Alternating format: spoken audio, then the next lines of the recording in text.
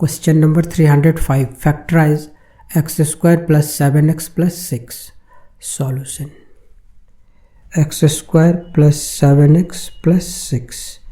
तो इसको भी फैक्टराइज करने के लिए पहले हम इसके जो लास्ट टर्म जो है 6 इसका पहले प्राइम फैक्टर्स निकाल लेते हैं और हमें लाना है 7 इनको इनसे। तो ये हमारे पास यहाँ पे 3 आया नंबर 2 3 1।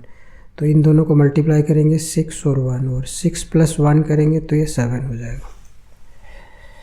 तो हम यहाँ पे लिखेंगे x square plus 6x plus x plus 6 और फर्स्ट टू टर्म में इसमें कॉमन है x और लास्ट के टू टर्म में अगर कोई न्यूमेरिक कॉमन नहीं हो रहा है और वेरिएबल में भी तो 1 होगा।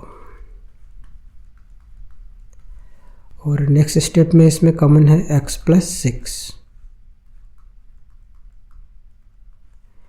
आंसर।